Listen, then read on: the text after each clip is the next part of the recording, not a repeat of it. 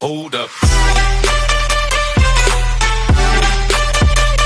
Hello everyone, I am Arlen Jeffrey Lennon.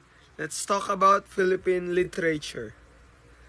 Philippine literature is a literature associated with the Philippines from prehistory through its colonial legacies and to the present.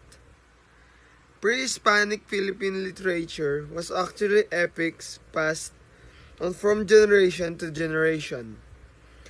Originally through an oral tradition, however, wealthy families, especially in Mindanao, were able to keep transcribed copies of these epics as family heirloom.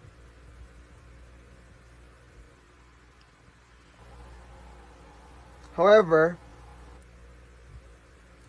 one such was The Dragon, an epic of the Maranians. When literature is read, it is a source of emotion to a person or group of people because they were written by fellow humans. Currently, the method of spreading and distributing literature in the Philippines is easy. This is because of the modern technological developments. Besides the written word in books, radio, and television, and also spread literature furnished by electronics such as gravador or tape recorder, compact disc and tape of VHS, and computers. Due to the internet, getting literary information was easy and convenient. This is an instrument for Filipino readers with appreciation and pride in their origin, history, and culture to culture. In the social, national, and global affiliation, literature is one of the basics of gaining the success and failure of the nation and relations of nations. The Philippines is unique for having important works in many languages. The most politically important body of Philippine literature is that which was written in Spanish.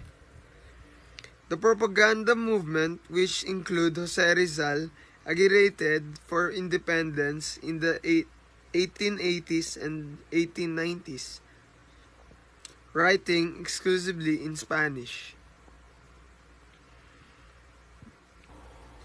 Literature is the conservatory of language and culture. It is a treasure of every society, a testament to its rich history. It creates for a people a national identity, unites them under one common sentiment, national liberation and statehood. That's all. Thank you for listening, and that is Philippine literature. American literature. American literature is a literature predominantly written or produced in English in the United States of America and preceding colonies. The eastern coast British colonies of the present day, the United States were heavily influenced by English literature before the founding of the United States. The This literature is very important for the educational aspect of the people because it reveals the culture and history of the United States. It also gives the opportunity to the foreigners to learn and study American culture, history, and as well as the great works of great authors.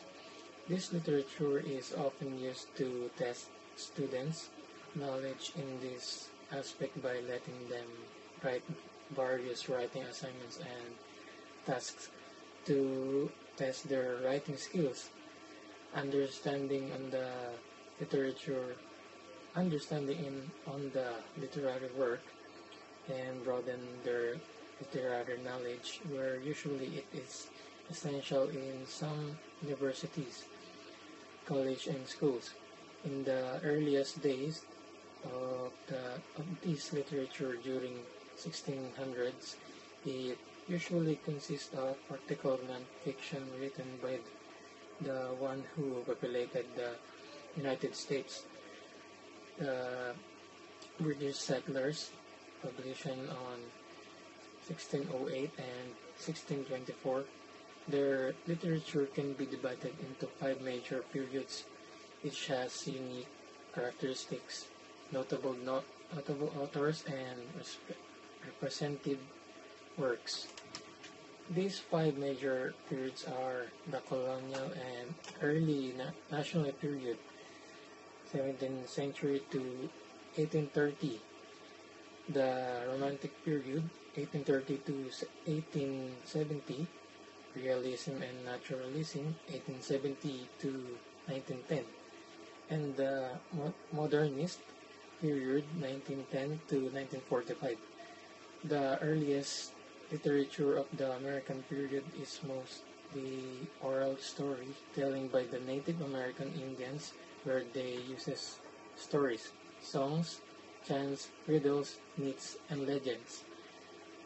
Here are some of the famous American literature produced by some literary authors: The Great Gatsby, F. Scott Fitzgerald, The Scarlet Letter by Nathaniel Hawthorne, The Adventures of Huckleberry Finn by Mark Twain, of Mice